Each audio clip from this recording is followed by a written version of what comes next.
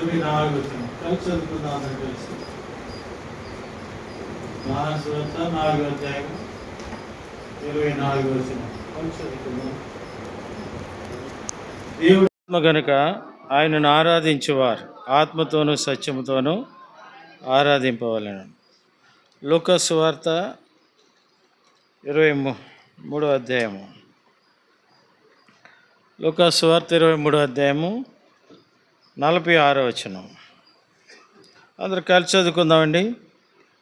అప్పుడు యేసు గొప్ప శబ్దముతో కేకవేసి, తండ్రి, నీ చేతికి నా ఆత్మను అప్పగించుకొనుచున్నాను. ఆయన ఇలాగ చెప్పి ప్రాణము విడిచెను. సాయం కొరకు చిన్న ప్రార్థన చేసుకుందాం.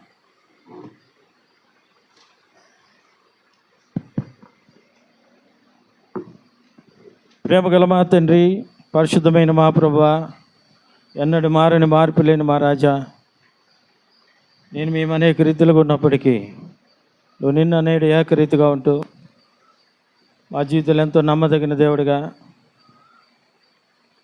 ప్రేమామయుడిగా, శాశ్వతమైన ప్రేమతో ప్రేమించి నీ కృపతో మమ్మల్ని విడువని ఎడబాయని దేవుడిగా మా జీవితంలో ఉన్నందుకే మీకు వందనాలు చెల్లిస్తా ఉన్నాం. మరొక దినం మా కొరకు హెచ్చించి నీ రాకను ఆలస్యం చేసుకొని నీ సన్నిధిలో ఆరాధించడానికి మాకు ఇచ్చిన ప్రత్యేక దినం కొరకే ప్రార్థన చేస్తూ ఉన్నాం. గుడ్ ఫ్రైడే దినం మా ప్రియులకు మాకు ఇచ్చిన వెసులుబాటును బట్టి నీ జ్ఞాపం చేసుకునే దాని కొరకు మాకు ఇచ్చిన గొప్ప తరుణాలకే మీకు వందనాలు చెల్లిస్తూ ఉన్నాం. కుడి వచ్చిన నీ బిడ్డలందరిని బట్టి వందనాలు. ఎవరైతే మార్గ మధ్యలో ఉన్నారో వారిని కూడా జ్ఞాపం చేసుకోండి. సకాలంలో నీ సన్నిధి నడిపించండి. ఆలస్యానికే చింతిస్తూ నీ నామని హెచ్చిస్తూ ఉన్నాం. ప్రభువా, ఈ సమయం దీవెనకరంగా ఉంచి నీ దాసుడు లేని సమయంలో ఎందుకు పనికిరాని నన్ను ఈ స్థలానికి తీసుకొచ్చినారు. నిలబెట్టుకునే ప్రభువా, నీ కృపగా అనుగ్రహిస్తూ వచ్చినారు. మీకు వందనాలు. ప్రారంభం నుంచి చివరి వరకు నీ ఆధిపత్యాన్ని కోరుకుంటా ఉన్నాం. అన్ని విధాల నీ కృపను కుమరిస్తూ రమ్మని కోరుకుంటా ఉన్నాం. నువ్వు ఎన్నుకొని ఇష్టపడిన నీ లేఖన భాగాన్ని మాకు విరిచి పంచిపెట్టము. కుడి వచ్చిన నీ బిడ్డలందరిని బట్టి వందనాలు. ఇంతవరకు పాటలో ప్రభు నువ్వు చూపిన కృపకే మీకు వందనాలు. నీ దాసుని మరుగుపరిచి నీ సింహాసనం నుంచి నీ మిలన్సరం నీ లేఖన భాగం ద్వారా నాతో మాట్లాడి నేను ఆరాధించుకునే దానికి మమ్మల్ని పురుగొల్పుతూ రమ్మని ప్రార్థన చేస్తూ యేసుక్రీస్తు ప్రభువారి నామములో ప్రార్థించి వేడుకొంచున్నాను తండ్రి, ఆమేన్.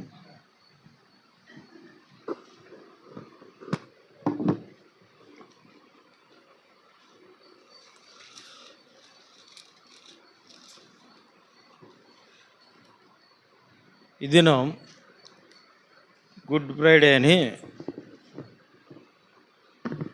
లోకము చాలామంది ఆచారంతో కూడిన వారై, అలాగే కొన్ని చోట్ల సిలువను మోస్తూ వేషధారుల వలె ఆయా రీతులను బట్టి అనేక వారి అనుభవాలను బట్టి వారికున్న జ్ఞానాన్ని బట్టి వాక్య జ్ఞానం కాకుండా మానవుని జ్ఞానం ఉపయోగించి బయట అనేక రీతిలుగా గుడ్ ఫ్రైడే చాలామంది అంటారు. గుడ్ ఫ్రైడే శుభాకాంక్షలు అంట. ఏంటది? గుడ్ ఫ్రైడే శుభాకాంక్షలు. గుడ్ ఫ్రైడే శుభాకాంక్షలు చెప్పడానికి ఏ అర్హత ఉంటే ఆ శుభాకాంక్షలు మనం చెప్పగలం.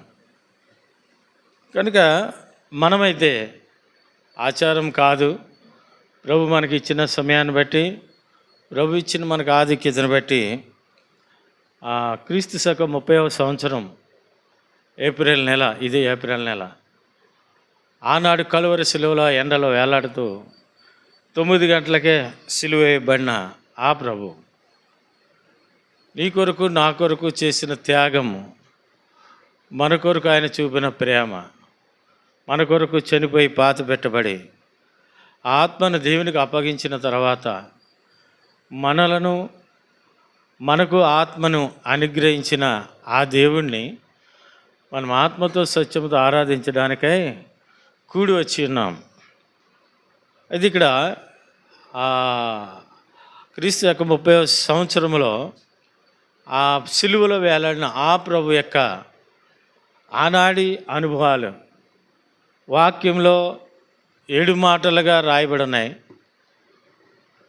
ఆ 7 మాటల్లో ఏ ఒక్క మాట అనుభవం మనలో ఉన్న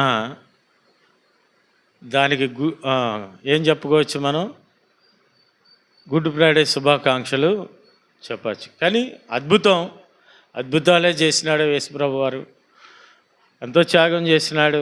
నిజంగా గుడ్ ఫ్రైడే, అది ఆ దినం గుడ్ ఫ్రైడే. ఆనాటి నుంచి అనేక గుడ్ ఫ్రైడేలు చూసిన మన పితరులు అనేక గుడ్ ఫ్రైడేలు చూస్తూ మాట వరుసకి 7 మాటలు వినడం, చెప్పడం, పోవడం తప్ప ఆ అనుభవాలు ఏమైనా మన జీవితంలో అనిపించిన అనుభవం ఏమైనా ఉందంటే మనకు ప్రశ్న పూర్వకంగానే ఉంటుంది. చూడండి, మొదటి పేతురు రాసిన పత్రిక, మొదటి పత్రిక 2వ అధ్యాయము 21వ వచనం. క్రీస్తు కూడా మీ కొరకు బాధపడి మీరు తన అడుగు జాడలేందు నడుచుకున్నట్లు మీకు మాదిరి ఉంచిపోయాను. ఆయన పాపము చేయలేదు, ఆయన నోటను ఏ కపటమును కనపడలేదు. యేసుక్రీస్తు ప్రభువారు 7 మాటలు పలకడానికి ఆయన చూపించిన మాదిరి అంటే అది ఒకటే కాదు, ఆ దినమే కాదు, 3.5 సంవత్సరాలు యేసుక్రీస్తు ప్రభువారు ఈ లోకానికి వచ్చిన తర్వాత చనిపోకముందు 3.5 సంవత్సరాలు కూడా ఆయన ఎంతో మాదిరి చూపించినారు. అనేక రకాలైన మానవుని జీవితానికి మనం ఏ విధంగా జీవించాలో, ఏ విధంగా ఆ ప్రభు కొరకు, ఆ రాజ్యం కొరకు సిద్ధపడచ్చో ఆయన ప్రతి బాధ అనుభవించి ఆ సిలువలో మరణించి ఆత్మను అప్పగించడం, ప్రాణం విడవడం మనం చూస్తూ ఉన్నాం. నిజమే, ఆ దినము లేకపోతే మనము ఈ దినము దేవుని మందిరానికి వచ్చేవాళ్ళం కాదు, ఈ మందిర ఆలయ ప్రవేశం చేసేవారం కాదు. ఎందుకంటే ప్రత్యక్ష గుడారం ఉండేది, ఆ పరిశుద్ధ స్థలము, అతి పరిశుద్ధ స్థలం. అతి పరిశుద్ధ స్థలానికి వెళ్ళడానికి ప్రధాన యాజకుడు మాత్రమే మన పాపాలను మోసుకుని వెళ్ళి సంవత్సరానికి ఒకసారి ఆ రక్తాన్ని అక్కడ చిందించేవాడు. నిజంగా ఆనాటి ఆ క్రీస్తు యొక్క 30వ సంవత్సరం యొక్క ఈ గుడ్ ఫ్రైడే అనేది మనకు చాలా ప్రాముఖ్యమైనది. కనుక ఆయన మరణము, ఆయన ఏం చేసింది, ఆయన ఆత్మ అప్పగించి ఆయన ప్రాణం విడుచుడు ద్వారా ఆ తెర ఏమైపోయింది, చినిగింది. ఆలయ ప్రవేశానికి మనకి స్వాతంత్రం, స్వేచ్ఛను అనేది అనుగ్రహించబడింది. మనకు తెలియని ఏమేం కాదు, కానీ ఈ విషయాలన్నీ మనకి తెలిసినవే. లేకపోయినట్లయితే ఆ శుక్రవారము, ఆ దినము యేసుప్రభువారు మరణించకపోతే మనకి ఆలయ ప్రవేశం అనేది ఉండేది కాదు. కాబట్టి ఆయన ఆ సిలువలో, ఆ మండు టెండలలో అప్పుడు యేసు, లోకాసువార్త 23:46 వచనంలో, అప్పుడు యేసు గొప్ప శబ్దంతో కేకవేసి, తండ్రి, నీ చేతికి నా ఆత్మను అప్పగించుకొనుచున్నాను.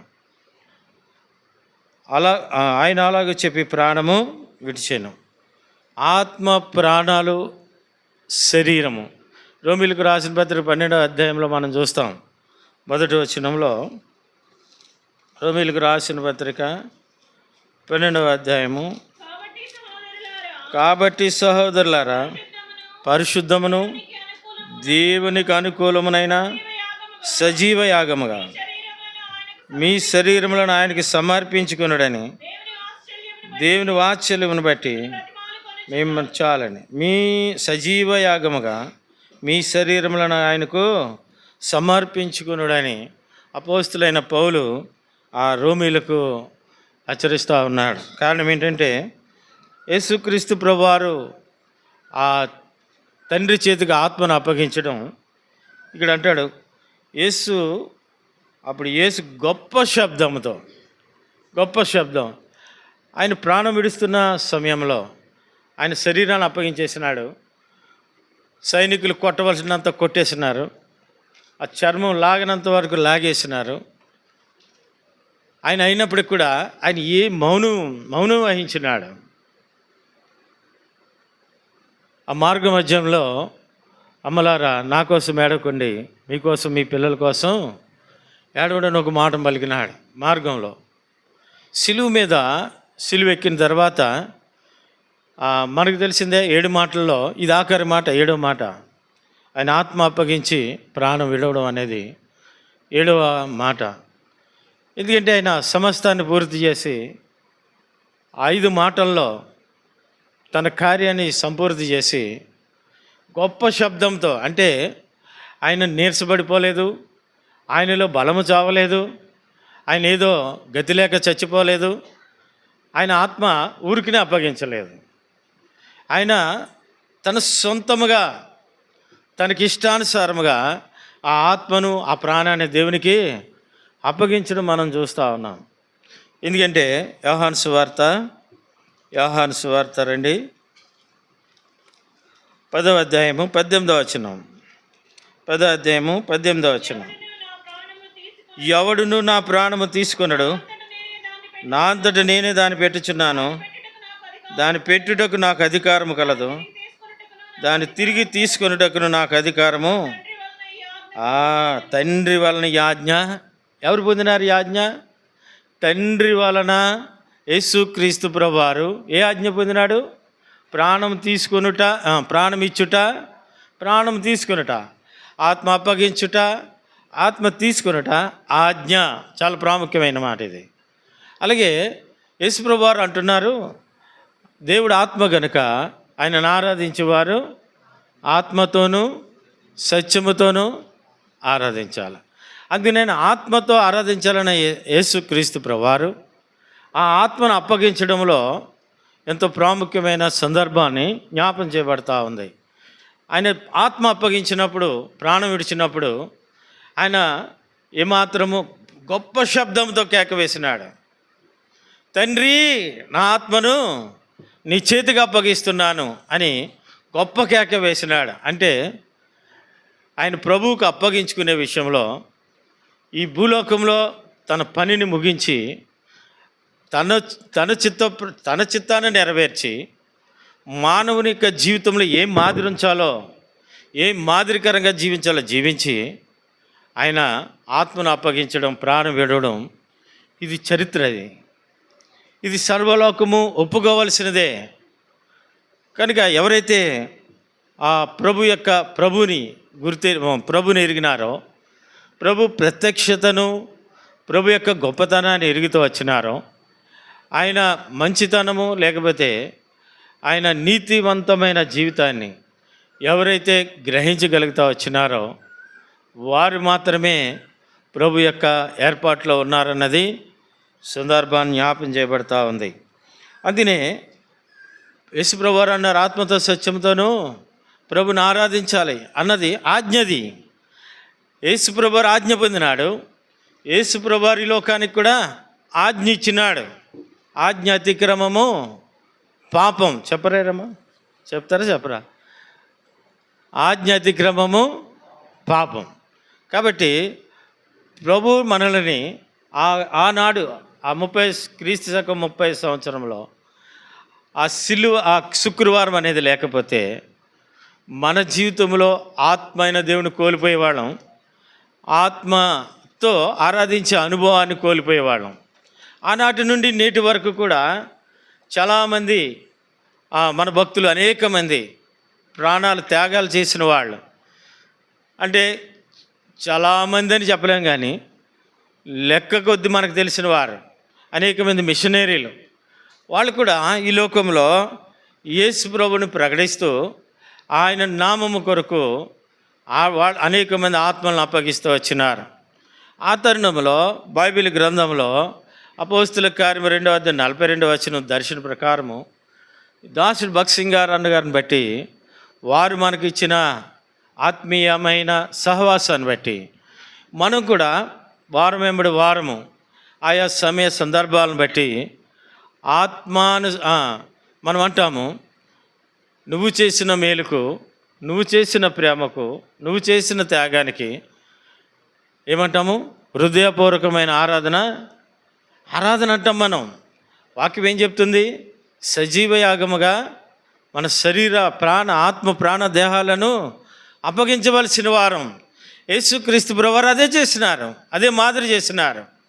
దేవుడు ఆత్మ గనక యేసుక్రీస్తు ప్రభువారు కూడా ఆరాధించినారు ఆయా సందర్భాలను బట్టి. ఆ సమరయ స్త్రీతో కూడా అంటున్నాడు, అక్కడ కూడా ఆరాధించిన అనుభవాన్ని మనం ప్రభుని చూస్తాం. అందుకని ఆయన అంటున్నాడు, దేవుడు ఆత్మ కనుక ఆయనను ఆరాధించేవారు ఆత్మతో సత్యముతో ఆరాధించాలి. ఈ సిలువలో ఆ అప్పగించబడిన మాట అది ప్రవచనాత్మకమైనది. ఈ సిలువలో ఈ మాట, ఆ ప్రవచనం నెరవేరబడతా ఉంది.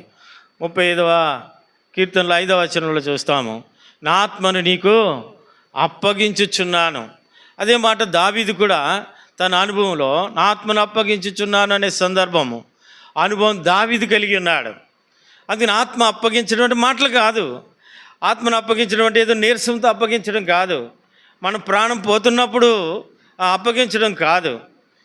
జాన్ గారు అనే ఆయన, మనకు తెలుసు, రేడియో ప్రసంగికులు.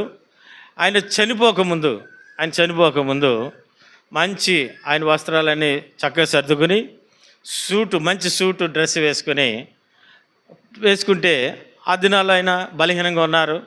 ఆ ఫ్యామిలీ అంటున్నారట, ఏంటి నాన్న ఇప్పుడేంటి ఇలాగ ఉన్నావు? అదేంటంటే, ప్రభు నన్ను పిలుస్తూ ఉన్నాడు, ప్రభు దగ్గర నేను వెళ్ళవలసిన అవసరం ఉంది, నా సమయం అవుతుంది అన్నప్పుడు వీళ్ళు అనుకున్నారంటే, వీళ్ళు బలహీనంగా ఉన్నారు కదా, వయసు పెద్దది అయింది కదా, ఏ పిచ్చి పిచ్చి మాటలు మాట్లాడుతున్నారు అనుకుంటారట.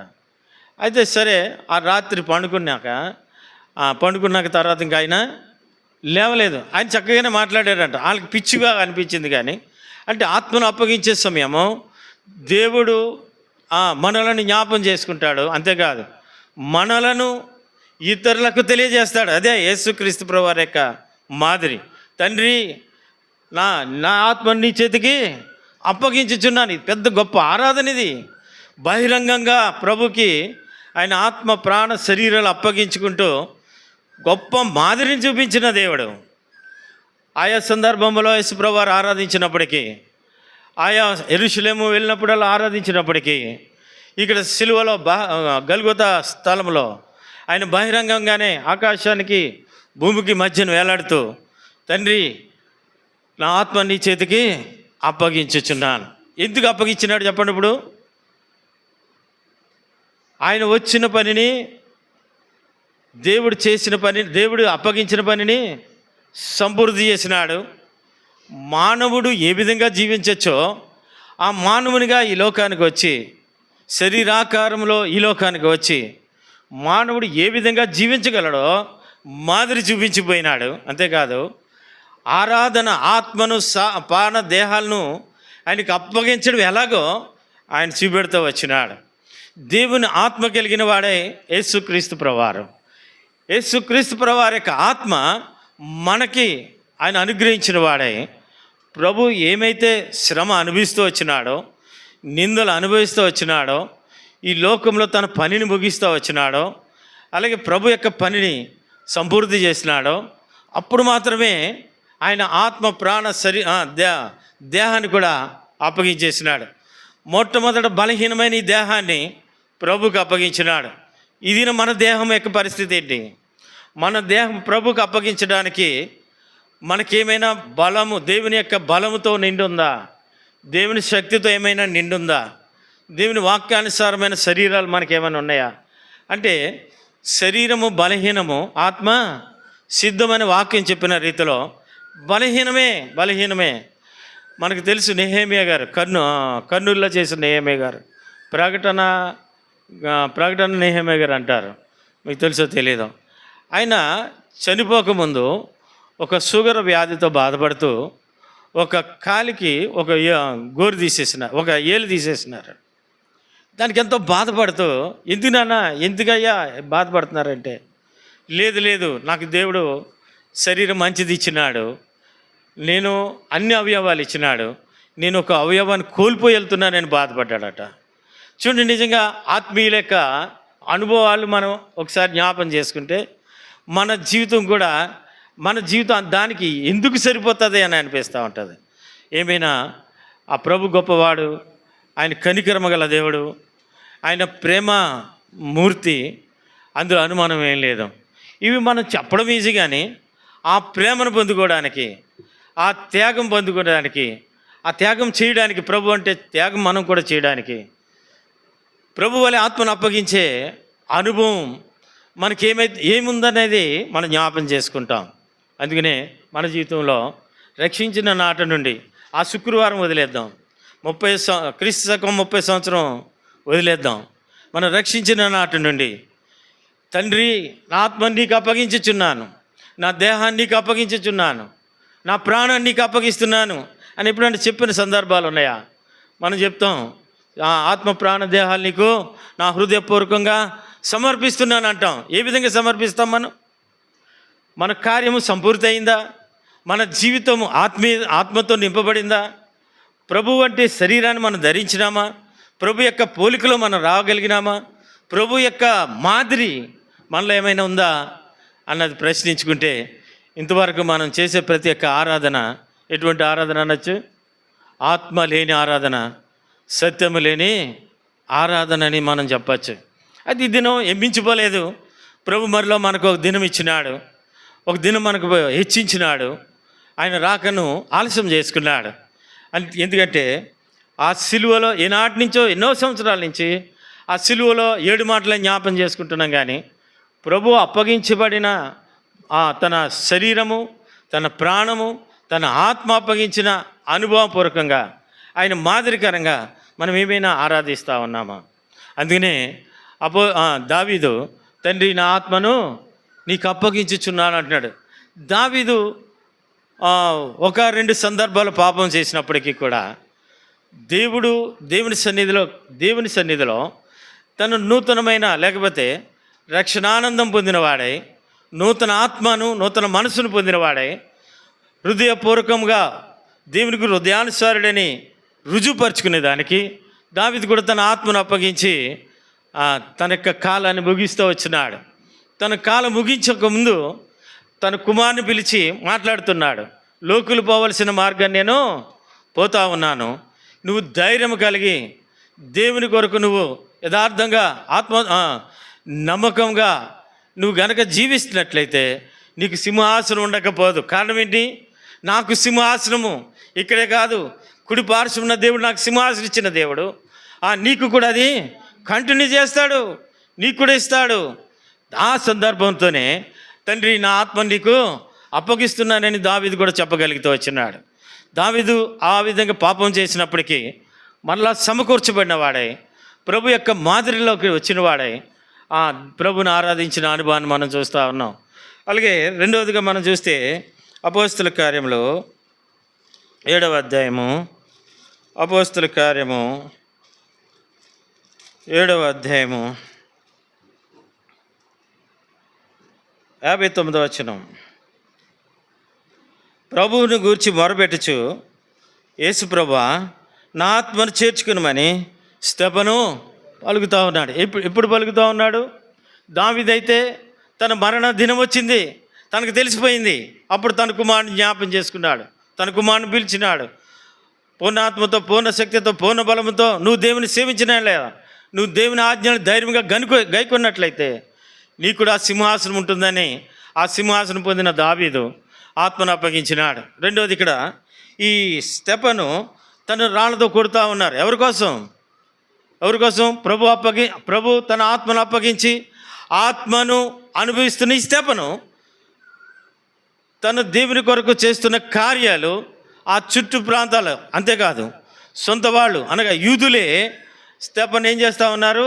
కొడుతూ ఉన్నారు, రాళ్ళతో కొడుతూ ఉన్నారు. వాళ్ళకి మంట వచ్చేస్తుంది. యేసుక్రీస్తు ప్రభు వారి గురించి వారికి చెప్తూ ఉంటే, పూర్వం ఆ ప్రారంభాన్ని సృష్టించి అంతవరకు తన యేసుప్రభు చనిపోయి తిరిగి లేచి ఆ సందర్భాలని జ్ఞాపం చేస్తూ ఉంటే వాళ్ళకి మంట పుట్టేసింది. వాళ్ళ పళ్ళు కొరికి వాళ్ళ రాళ్లతో చంపుతున్న సందర్భాలు, చచ్చిపోతున్న సందర్భాల్లో కేక వేస్తూ ఉన్నాడు, ప్రభువా నా ఆత్మను నీకు అప్పగించుచున్నాను. ఇటువంటి అనుభవాలు మనకున్నాయా? మన శరీరం హింసింపబడుతున్నప్పుడు ప్రభువా అనే మాట మనకు వస్తుందా చెప్పండి?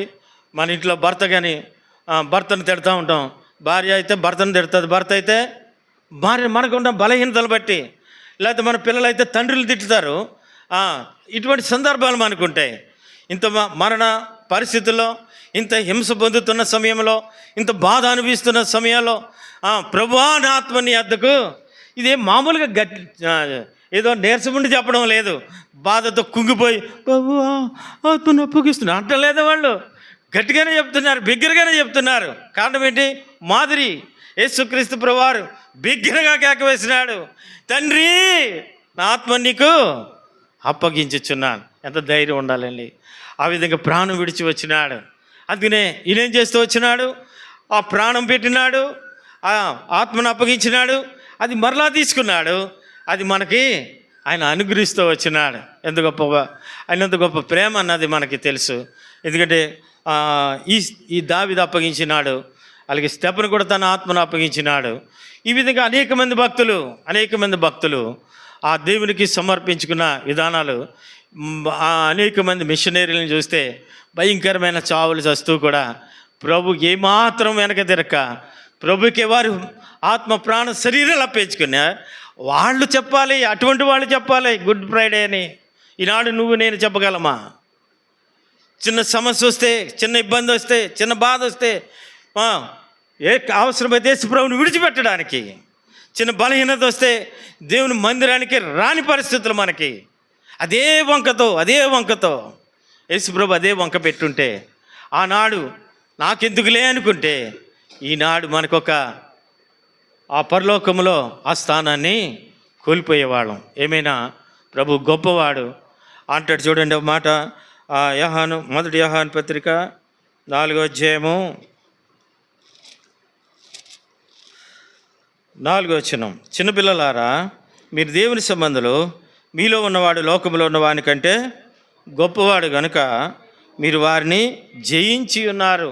యేసుక్రీస్తు ప్రభువారు ఆత్మను ప్రాణాన్ని అప్పగించడం ద్వారా సాతానుని జయించినాడు. అదే మాట ఇక్కడ అంటున్నాడు, లోకంలో ఉన్నవాని కంటే మీలో ఉన్నవాడు గొప్పవాడు. అందుకే ప్రియులారా, ఆ గొప్పవాడు, ఆయన గొప్పవాడు ఏ విధంగా చనిపోయినాడు? ఎంతో భయంకరమైన మరణాన్ని అనుభవిస్తూ వచ్చినాడు. చర్మం ఊడిపోతూ ఉంది, రక్తం అంతా కారిపోతూ ఉంది. చూడండి, ఆ సిలువలో ఏలాడుతూ ఉన్నప్పుడు ఒక మాట, మొదటి మాటే, తండ్రి వీరేమి చేయుచున్నారో వీరెరుగరు గనక వీరిని క్షమించమని చెప్పినప్పుడు ఆ దొంగ ఏం చేసినాడండి? దొంగ హృదయాన్ని కలతో పెట్టింది అది.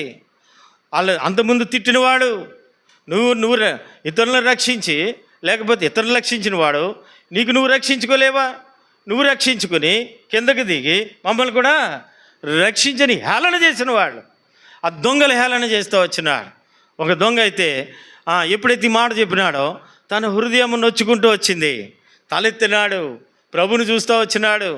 ఆ ప్రభు యొక్క రక్తం కారుతూ ఉంది, ఆ రక్తములో అనేక మంది పాపాలు కడగబడతా ఉన్నాయి, ఇతని ముఖ దర్శనం కనబడతా ఉంది. అప్పుడు అంటున్నాడు, తండ్రి నువ్వు నీ రాజ్యంతో వచ్చినప్పుడు నన్ను జ్ఞాపం చేసుకో. కారణము ఆ ముఖములో తన యొక్క దర్శనం కనబడతా ఉంది, తన దేవుడు చేసే కార్యాలు జ్ఞాపకం చేయబడతా ఉన్నాయి. దేవుని యొక్క రాజ్యము ఆ ముఖములో, ఆ రక్తములో చూస్తూ వచ్చినాడు ఇతను. ఇది నా అనుభవం. అందుకని మన యొక్క ఆత్మీయ జీవితంలో ఆయన స్వరూపమును కోల్పోయినాడంటే నా కొరకు నీ కొరకు అనేది మర్చిపోకూడదు. కారణం ఆ దొంగ ఆ స్వరూపంలోనే కోల్పోయిన ఆ స్వరూపాన్ని చూసి నీ రాజ్యంలో వచ్చినప్పుడు ఆ ముఖంలో ఆయన రాజ్యం ఉంది, ఆయన ముఖంలో ఇతని యొక్క పాపాలు కనబడతా ఉన్నాయి, రహస్య పాపాలు కనబడతా ఉన్నాయి. ఈయన మాత్రమే శుద్ధి చేయగలడని యేసు నీ రాజ్యంతో వచ్చినప్పుడు నన్ను జ్ఞాపకం చేసుకో అని చెప్పగలిగినాడు. అతను అంతవరకు కూడా దూషించిన వాడు, అంతవరకు కూడా ఇతరులకు మంచి అనిపించుకున్నాడు. కారణం యేసు ప్రభుని తప్పించకపోయినా మమ్మల్ని తప్పిస్తారు ఈ సామ్రాజ్యం, ఈ ప్రభుత్వం అనుకుంటూ ప్రభుని దూషిస్తా మొదలెట్టినా. కానీ ఇతరులో కలిగిన మార్పు, తన జీవితంలో కలిగిన మార్పు ఏమైపోయింది? యేసు ప్రభువు అన్నాడు, నేడే నువ్వు నాతో పరదేశులైన ఎంత గొప్ప అనుభవం అండి. ఈనాడు మన యొక్క జీవితంలో ఆత్మ ప్రాణ దేహాలు ప్రభుకి అప్పగించడం ద్వారా, ప్రభుని ఆత్మ ప్రాణ దేహాలు అప్పగించి ఆరాధించడం ద్వారా మనం ఏం పొందుకుంటాం చెప్పండి? మనం ఏం పొందుకుంటాం? చెప్పరాలా? మన ఆత్మ ఇచ్చేస్తే, మన ప్రాణం ఇచ్చేస్తే, మన శరీరం ఇచ్చేస్తే ఒక నూతనమైన శరీరాన్ని, నూతనమైన ప్రాణాన్ని, నూతనమైన ఆత్మను మనం పొందుకుంటాం. అందులో మనం లేదు. కాబట్టి ఈ నూతనమైన ఆత్మ మన ఇంకా నూతన పరుస్తూ ఉంది, ఉజ్జీవపరుస్తూ ఉంది, ఇంకా సంతోషం పరుస్తూ ఉంది. ప్రభు యొక్క మాదిరి మనం అనుభవించడంలో ఈ 3 మాదిరిలు మనకి చాలు. అందుకని నీకు ఎక్కువ మనం చెప్పుకున్నా మనకి ఎక్కువ, ఎందుకంటే సమయం అయిపోయి చాలా పడదు కదండి, నిద్రలు వస్తాయి, ఎండ బాగా తగులుతూ ఉంది. కనుక ఈ 3 అనుభవాలతో మన హృదయపూర్వక ప్రభుని మనం మన యొక్క సంగతి దావీదు ఆత్మను అప్పగించినాడు, స్తెఫను అప్పగించినాడు, యేసు క్రీస్తు ప్రభువారు మన కొరకు అప్పగించడం ద్వారా ఆ మాదిరి వాళ్ళిద్దరు చేస్తూ వచ్చినారు. అనేక మిషనరీలు తన ప్రాణ త్యాగాలు చేసినారు. ఆ అనేక మిషనరీల ద్వారా దేవుడు మనకు కూడా యేసు ప్రభు ఎంతో తెలియపరిచినట్లుగా మనం మన యొక్క అనుభవాన్ని బట్టి, అయితే వారు అర్పించిన అర్పణ బట్టి వారెంతో గొప్ప సింహాసనాన్ని పొందినారు. అందులో అనుమానం ఏంటి? దావీదు సింహాసనం సిద్ధపరిచిన దేవుడు. స్తెఫను కూడా ఏం చేసినాడు? ఆ సింహాసనం పక్కన ఆయన నించున్నాడు, యేసు ప్రభువు నించున్నాడు. స్తెఫను వస్తా ఉంటే తన ప్రాణం, తన ఆత్మ దేవుడికి అప్పగిస్తా ఉంటే ఆ పరలోకంలో గొప్ప సంతోషం. నాడు మన జీవితంలో మన ఆత్మ ప్రాణ దేహాలు అప్పగించలేము, కానీ అటువంటి మనసు, దేవుడికి కలిగిన ప్రేమ, దేవుడికి కలిగిన త్యాగం, దేవుడు చూపిన ఆ గొప్ప పరిస్థితులు మన జీవితంలో ఏం కావాలి? నిజంగా నా ప్రభు, ఆ యేసు క్రీస్తు ప్రభు ఆయన ఎక్కడి నుంచి వచ్చినాడు? ఈ లోక మనిషి కాదైనా పరలోకం నుంచి దిగి వచ్చినాడు.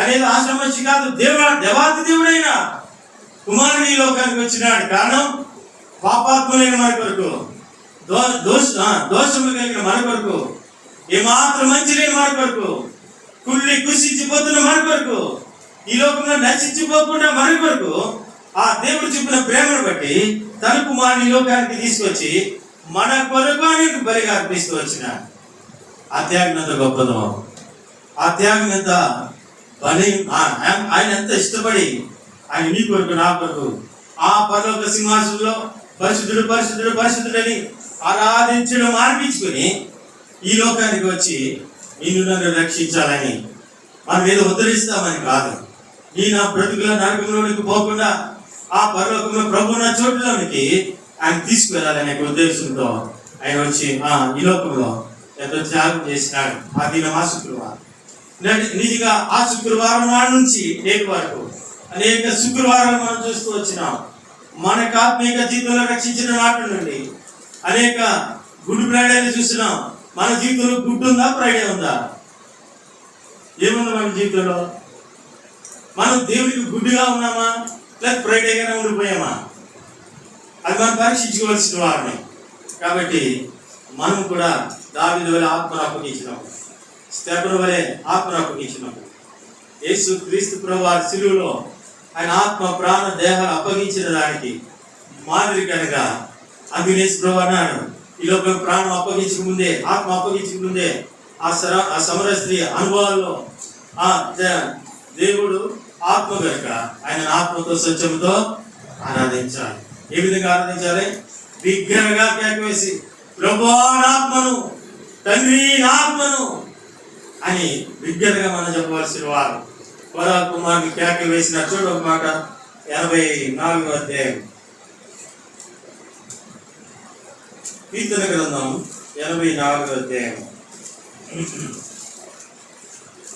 2వ వచనం, యెహోవా మందిర ఆవరణ చూడవలని నా ప్రాణం ఎంతో ఆశపడుచున్నది, అది సొమసిల్లుచున్నది. జీవగల దేవుని దర్శించుటకు నా హృదయమును నా శరీరమును ఆనందంతో కేకలు వేస్తున్నాయి. కేకలు ఆరాధన చెప్పచ్చు, కేకలతో ప్రార్థన చేయొచ్చు, కేకలతో విజ్ఞాపన చేయొచ్చు, కేకలు వేసి కృతజ్ఞత చెల్లించవచ్చు.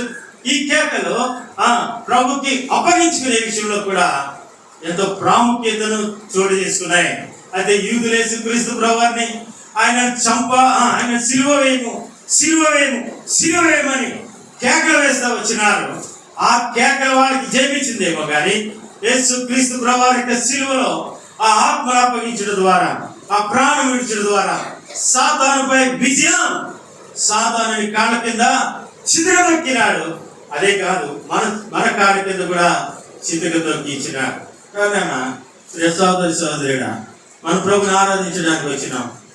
ఆనాటి శుక్రవారం యొక్క అనుభవాలు జ్ఞాపకం చేసుకోవడానికి వచ్చినాం. ఒకేలా ఆనాటి నుండి నేటి వరకు ఆయన చేసిన త్యాగము మనం ఏదో ఒక కథ కిందనో ఒక సినిమా కిందనో మనం చూసి వింటే అది లాభం కాదు. దావీదు అనుభవం చూపించినాడు, స్టెఫెను అనుభవం చూపించినాడు, గౌరవ కుమార్ కూడా అనుభవాలు చూపించినాడు. అనేక మిషనరీలు ప్రాణ త్యాగం చేసి దేవుని కొరకు ప్రాణాన్ని అర్పిస్తూ వచ్చినారు. ఈనాడు మన వద్దేది కనుక ప్రియ సోదరుడా, మనం కూడా ప్రభు యొక్క మాదిరి మనం జీవించినట్లయితే మన యొక్క మాదిరి అనేక మంది వెంబడించిన వారే, జీవించిన వారే, అనేక ఆత్మతో ప్రాణంతో తండ్రి నా ఆత్మను, నా శరీరాన్ని, నా ప్రాణాన్ని కూడా నీకు అప్పగిస్తున్నానని ప్రతి ఒక్కరు చెప్తారు. కనుక ఈ సందర్భాలు మనం కూడా ఈ కొద్ది సమయంలో క్లుప్తంగా మానవంత గట్టిగా చాలా మంది వినపడదు. ఆరాధన చేస్తున్నారు, గురక పెడుతున్నారు, నిద్రపోతున్నారు, ఏమీ తెలియదు. ఏంటంటే ఆరాధిస్తున్నారు అని చెప్తారు. అనగా మళ్ళీ ఎవరైనా కనుక ప్రియులారా, మనం కూడా బిగ్గరగా ఆరాధిద్దాం. ఆయన చేసిన త్యాగం బట్టి, ఆయన ఆ శిలువలో ఆ ప్రాణం అప్పగించడం బట్టి, ఆ తెరమైంది, తెర రెండుగా చిరిగి దాన్ని బట్టి మనం మందుల యొక్క ఆలయం యొక్క ప్రవేశం చేయగలిగినాం. లేకపోతే మనం మళ్ళీ ఎరుసలే పరిగెట్టవలసి వచ్చింది. దేవుడు అంత గొప్పవాడు. ఈ లోకంలో ఉన్నవాడి కంటే మీలో ఉన్నవాడు ఎంతో గొప్పవాడు అనేది రుజువుపరుస్తూ ఉన్నాడు. దేవుడు ఆత్మను రుజువుపరుస్తూ ఉన్నాడు. ఆత్మ క్రీస్తు పొందినవాడే, యేసు ప్రభు పొందినవాడే. ఆ ఆత్మ మనకు అనుగ్రహించబడినవాడే. అదే ఆత్మతో మనం కూడా ప్రభుని ఆరాధించినప్పుడు నూతన ఆత్మ పొందుతాం, నూతన జీవాన్ని పొందుతాం, నూతన దేహాన్ని మనం అనుభవిస్తాం. ఇట్లా అనుభవం పొందడానికి ప్రభు సహాయపడ్డాడు. 10 నిమిషాలు ప్రభుని ఆరాధిద్దాం.